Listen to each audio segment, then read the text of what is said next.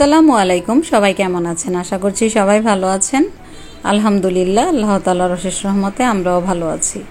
দূরে এবং কাছের, দেশ এবং দেশের বাইরে যে যেখান থেকে আমার ভিডিওটি দেখছেন, সবাইকে জানাই আন্তরিক ভালোবাসা ও শুভেচ্ছা। আজকের ভিডিওটি সকাল থেকে শুরু করছি। সকালের নাস্তায় একটু ভাত ভাজা করব। তো ভাত ভাজার জন্য এখানে ডিম, বাঁধাকপি, গাজর কুচি, মটরশুঁটি, ব্রকলি, ক্যাপসিকাম একসাথে দিয়ে প্রথমে হালকা করে ভেজে নিচ্ছি। তারপর সামান্য পরিমাণ একটু টেস্টিং সল্ট দিব, একটু চিকেন ফ্রাই মশলা দিব, দিয়ে তারপর রাইসটা দিয়ে একটু চিনি, একটু ঘি দিয়ে নামিয়ে নেব। মেয়েকে টিফিনে আজকে এই ভাত ভাজাটা দিয়ে দিব, আর পাশাপাশি সকালের নাস্তায় খেয়েও যাবে। আমার বাচ্চা এই ভাত ভাজাটা অনেক পছন্দ করে। তো আজকে সকালে উঠেই বলছিল যে মামুনি একটু ভাত ভাজা করো, খেতে ইচ্ছে করছে। এখন যেহেতু সব বাচ্চাদের স্কুলই রেগুলার শুরু হয়ে গিয়েছে, তো দেখা গিয়েছে যে মায়েদের ব্যস্ততা কিন্তু অনেক বেড়ে গিয়েছে। সকালবেলা উঠে নাস্তা তৈরি করা, বাচ্চাদেরকে রেডি করা, ঘর গুছানো, মানে যতটুকু সম্ভব পারা যায় সকালে উঠে কাজকর্ম শেষ করে তারপর বাচ্চাকে নিয়ে স্কুলে দিয়ে আসতে হয়। প্রতিটা মায়েরই কিন্তু এরকম ব্যস্ত একটা সকাল শুরু হয় যাদের বাচ্চারা স্কুলে যায়।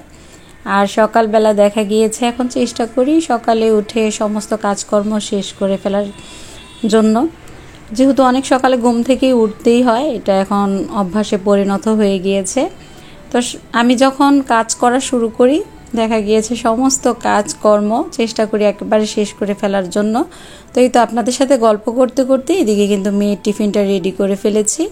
এখন মেয়ের টিফিনটা আমি বক্সে দিয়ে দিচ্ছি হটপটে, যেন খাবারটা গরম থাকে, ও খেতে পারে একটু গরম গরম। আর মেয়ের খাবারটা দিয়ে মেয়েকে নাস্তা করিয়ে তারপর স্কুলে নিয়ে চলে যাব। এই তো মেয়েকে নিয়ে এখন স্কুলে চলে যাচ্ছি। মেয়েকে স্কুল থেকে দিয়ে এসে তারপর বাকি সমস্ত যে কাজকর্মগুলো আছে সেগুলো শেষ করব। যতটুকু সম্ভব গুছিয়ে ফেলার চেষ্টা করি সকাল সকালই কাজকর্ম। তো এই তো আমার প্রায় ঘর গোছানো সমস্ত কাজকর্ম আজকে শেষ করে ফেলেছি। ঘর মোছা থেকে শুরু করে সমস্ত কাজকর্ম আজকে যেহেতু সকাল সকাল শেষ হয়ে গেছে, সে কারণে অনেকটাই সারাদিন আমি ফ্রি পাবো। আর যেদিন এমন সকাল উঠে সব কাজকর্ম শেষ করে ফেলতে পারি সেদিন আমার মনটাও অনেক বেশি ভালো লাগে, সারাদিন অনেক ফ্রি মনে হয় আর কি নিজেকে। তো এখন দুপুরে রান্না বান্নার ব্যবস্থা করব।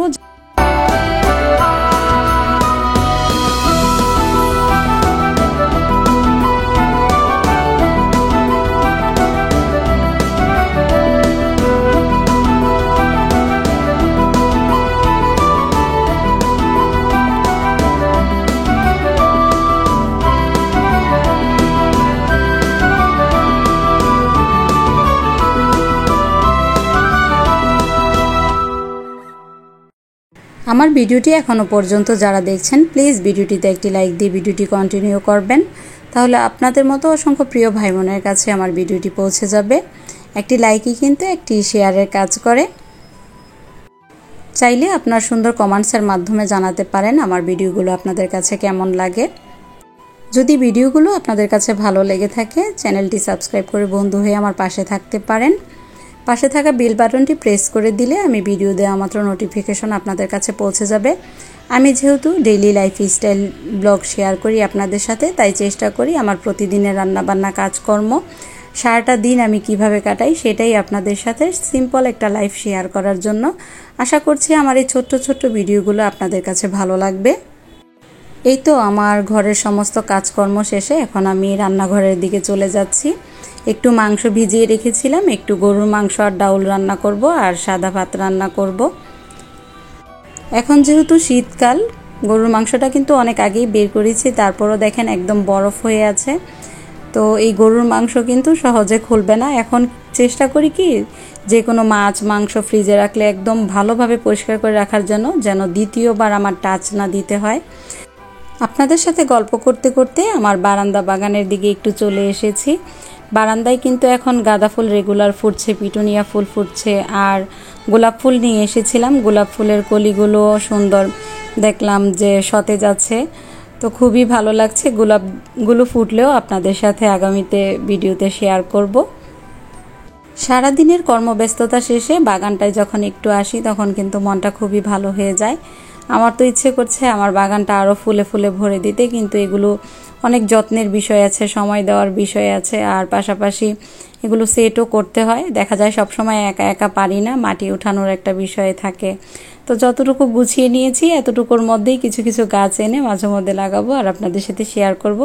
আর শীতকালে তো শুধু শীতকালীন ফুলগুলো থাকবে, আর শীত চলে গেলে তো শীতকালীন ফুলগুলো আর ওইভাবে আপনাদেরকে দেখাতে পারবো না। তো আপনাদের সাথে যে গল্পটা করছিলাম, গরুর মাংসটা কিন্তু আমি বরফসহই পাত্রে বসিয়ে দিয়েছি। এখন সব মশলা এখানে দিয়ে হলুদের গুঁড়ো, মরিচের গুঁড়ো, ধনিয়ার গুঁড়ো, জিরার গুঁড়ো, আদা রসুন বাটা, গরম মশলা সব একসাথে দিয়ে, পেঁয়াজ দিয়ে, তারপর সামান্য পরিমাণ তেল দিয়ে একটু পানি দিয়ে আমি বসিয়ে দিব। দেখা গিয়েছে পানিটা যখন গরম হয়ে যাবে গরুর মাংসটা কিন্তু এমনিতেই খুলে যাবে। আপনি শীতের দিন শত চেষ্টা করেও কিন্তু সারাদিনে বরফ ছাড়াতে পারবেন না। এই পদ্ধতিতেই রান্না আমি মনে করি যে বেস্ট। আর গরুর মাংসটা আজকে একটু মেখে বসাচ্ছি। তো এখানে এখন গরুর মাংসটা কষানোর জন্য বসিয়ে দিব। কষানোর পাশাপাশি গরুর মাংসের যে বরফটা আছে সেটাও খুলে যাবে আর সুন্দর করে মাংসটা কষানো হয়ে যাবে। মাংসটা ভালোভাবে কষে আসলে তারপর গরম পানি দিয়ে আমি ঝোলটা দিয়ে দিব। ঝোলটা যখন একদম মাখা মাখা হয়ে আসবে তখন নামিয়ে নিব। এই শীতের মধ্যে একটু বুদ্ধি খাটিয়ে রান্না না করলে রান্নাবান্না করা যাবে না। আর শীতে কিন্তু রান্নাঘরে ভালোই লাগে, সব কিছু যদি কেটে ব্যবস্থা করে নেওয়া যায় রান্নাবান্না করতে তেমন একটা খারাপ লাগে না, কিন্তু কাটাকাটিটা একটু কাহিল লাগে। অনেক সময় কাটাকাটির অলসতায় ইচ্ছে করে না যে রান্নাবান্না করি। তো চিন্তা করি যখন শরীরটা ভালো লাগে বা একটু ফ্রি থাকি তখন তরকারিগুলো কেটে ফ্রিজে রাখবো, আবার চিন্তা করি কেমন জানি লাগে, এসব চিন্তা করে একদম টাটকাই কেটে রান্না করার চেষ্টা করি। তো এদিকে আমি ডাউলটা সিদ্ধ বসিয়ে দিয়েছি। ডাউলের মধ্যে সামান্য পরিমাণ একটু লবণ, একটু কাঁচামরিচ দিয়ে ডাউলটা সিদ্ধ করে নিয়েছি। এখন সামান্য পরিমাণ একটু হলুদ দিয়ে দিচ্ছি। ডাউলটা ভালোভাবে ঘুটে তারপর পানি দিয়ে দিব। ভালোভাবে জাল হয়ে আসলে তারপর ডাউলে বাগার দিয়ে দিব। এই তো গরুর মাংসটাও আমার এদিকে কষানো হয়ে যাচ্ছে। কিছু কিছু আপুদের ভালোবাসায় না এই ভিডিওগুলো আমি করার আরও অনুপ্রেরণা পাই। কিছু কিছু আপুরা এত সুন্দর সুন্দর কমেন্টস করেন, সবসময় আমার খোঁজ খবর নেন। আমি যদি কিছুদিন ভিডিও না দেই আপু কেমন আছেন, ভালো আছেন কিনা। কিছু আপুরা এত বেশি আপন হয়ে গিয়েছে, এইভাবে খোঁজ খবর নেওয়াটা কিন্তু আপন মানুষরাই পারে। তো এইসব আপুদের জন্য অনেক ভালোবাসা আর দোয়া রইল। আপুরা আমাকে ভুল বুঝবেন না, অনেক সময় ব্যস্ততার কারণে দেখা গিয়েছে আপনাদের সাথে রেগুলার আমি কন্ট্যাক্ট করতে পারি না, তো সেই কারণে আন্তরিকভাবে দুঃখিত। আর সবারই যেহেতু সংসার আছে, সংসার ধর্ম ঠিক রেখেই কিন্তু আমাদের সব কিছু করতে হয় মেয়েদেরকে। তো আমিও চেষ্টা করি যে আমার সংসারটা সুন্দরভাবে পরিচালনা করে কিছু কিছু সুন্দর সময় আপনাদের সাথে শেয়ার করার জন্য। 2 দিন আপনাদের সাথে ভিডিও শেয়ার করতে পারিনি, এটা কিন্তু ব্যস্ততার কারণেই হয়েছে। এমন না যে আমি ইচ্ছে করে ভিডিও করিনি, আমি যখনই সুযোগ পাই চেষ্টা করি যে সুন্দরভাবে একটা ভিডিও আপনাদের সাথে সারাটা দিন আমার শেয়ার করার জন্য। আর আপনারা অনেক বেশি পছন্দ করেন আমার এই সিম্পল লাইফটা, সেটাই আমার অনেক বড় পাওয়া।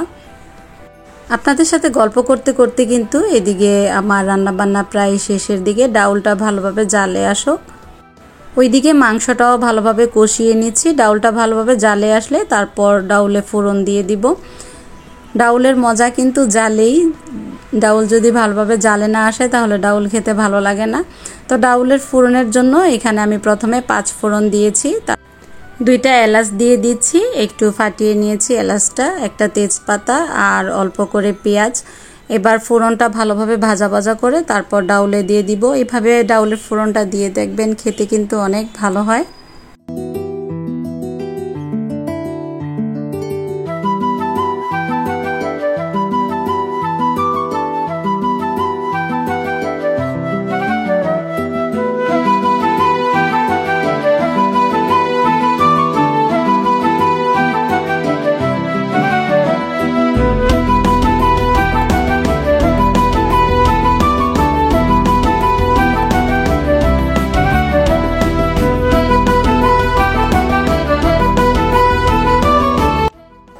ডাউল নামানোর আগে এই তো ধনিয়া পাতা দিয়ে দিচ্ছি। ধনিয়া পাতা দিয়ে ডাউলটা নামিয়ে নিব। এত সকালবেলা মেয়ে স্কুলে যায়, ভালোভাবে খেয়ে যেতে পারে না। রান্না বান্না করে রাখলেও দেখা যায় যে স্কুল থেকে এসে হালকা নাস্তা করে প্রাইভেট পড়ে একদম রাতের দিকে বাচ্চা এত বেশি ক্লান্ত হয়ে থাকে, কয়েকটা ভাত খাইয়ে না দিলে খেতেও চায় না। তো তো মাঝে মাঝে চিন্তা করি যে এত সময় ধরে স্কুল না দিয়ে যদি স্কুলটা একটু মর্নিং শিফটে দিত বা একটু ডে শিফটে দিত, এরকম করে করতো তাহলে বেশি ভালো হতো। যে কোনো দিনের একটা ভাগ দিত, একদম সারাটা দিনই স্কুলে যদি কাটিয়ে দেয়, এই বিষয়টা আমার কাছে না খুব বেশি একটা ভালো লাগে না। তো আপনাদের সাথে গল্প করতে করতে কিন্তু এদিকে গরুর মাংসটাও রান্না হয়ে গেছে। গরুর মাংসটা নামানোর আগে সামান্য পরিমাণ একটু জিরার গুঁড়ো দিয়েছি আর একটু সামান্য পরিমাণ ঘি দিয়েছি। এভাবে ঘি দিয়ে দেখবেন খুব সুন্দর আসে ফ্লেভারটা, বিয়ে বাড়ির মাংসের একটা ফ্লেভার আসে। তো আমি এক এক দিন চেষ্টা করি গরুর মাংস এক একভাবে রান্না করার জন্য। আপনাদের সাথে গল্প করতে করতে কিন্তু দুপুরে রান্নাবান্না শেষ করেছি। দুপুরে রান্নাবান্না শেষ করে খাওয়া দাওয়া করে একটু রেস্ট নিয়ে এখন শেষ বিকেলের দিকে একটু চা তৈরি করে নিচ্ছি। আর শীতের সময় না যখন বাইরে একটু রোদ উঠে মনটা এমনিতেই ভালো হয়ে যায়। আর আমার মেয়েও বাসায় চলে এসেছে, তো মেয়ের জন্য একটু চা নিয়ে নিচ্ছি। মা মেয়ে মিলে এখন চা বিস্কিট খাবো একসাথে, আর একটু গল্প করব। স্কুলের কথাবার্তা হবে যে স্কুলে কি করেছে কি হয়েছে। স্কুল থেকে যখন আসে না মাঝে মধ্যে এত ফানি ফানি কথা বলে, বাচ্চার গল্পগুলো শুনতে ভালোই লাগে। মা মেয়েরা চা খাই সময় মাগরিবের আজান প্রায় পড়েই গিয়েছে, তো তারপরও মেয়েকে বলছিলাম যে চাটা খেয়েই যাও প্রাইভেটে। অনেক সময় ওর হয় কি যে চা খাওয়ার সময়টাও পায় না, আজকে এমনই করছিল। ওর প্রাইভেট মাগরিবের আজানের আগে থেকেই শুরু হয়ে যায়, তো আমি বলছি যে আজকে 10টা মিনিট লেট করে যাও, একটু রেস্ট নিয়ে যাও। মাঝে মাঝে বাচ্চাকে ইচ্ছে করেই আমি রেস্ট দিই, একদম এত বেশি পড়ার চাপ দেওয়া ঠিক না। আর বছরের প্রথম থেকেই দেখা গিয়েছে যে তেমন একটা পড়ালেখার তো আর তোড়জোড় থাকে না।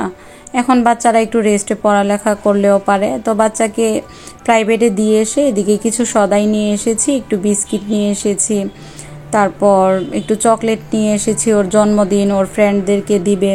একটু চায়ের দুধ শেষ হয়ে গিয়েছিল, একটু কফি নিয়ে এসেছি। বড় মেয়ে আবার কফি পছন্দ করে ওর জন্য। আর এদিকে একটু পোলার চাউল নিয়ে এসেছি, একটু ম্যাগি নুডলস নিয়ে এসেছি। ম্যাগি নুডলসটা হলো এখন আমার ঘরের নিত্য সঙ্গী। বাচ্চাদেরকে ইনস্ট্যান্ট করে দেই, খুব পছন্দ করে খেতে। আর আমারও দেখা যায় যে অনেকটা কাজের সহযোগিতা হয়ে যায়। তো এই তো মেয়ে এখন প্রাইভেট থেকে চলে এসেছে, এসে বলছে যে মামুনি আমি এখন আর ভাত খাবো না, একটু হালকা নাস্তা করে দাও, রাতের দিকে ভাত খাবো। তো সে বলছে যেহেতু, তো চিন্তা করলাম যে একটু হালকা নাস্তাই করে দিই, কি আর করব। সারাদিন ভাত খাবে না, দেখা গিয়েছে এই সারাদিনে বাসায় এসে যদি এখন এরকম নাস্তাই খেতে হয়, অনেক সময় আমি রাগও করি। আবার চিন্তা করি যে রুচিরও একটা বিষয় থাকে, আমারও যদি কোনো কিছু খেতে ভালো না লাগে আমি সেটা খেতে পারি না, রুচি হয় না। যেটা খেতে রুচি হয় আমি একমাত্র সেটাই খেতে পারি, আমার যতই খিদে লাগুক।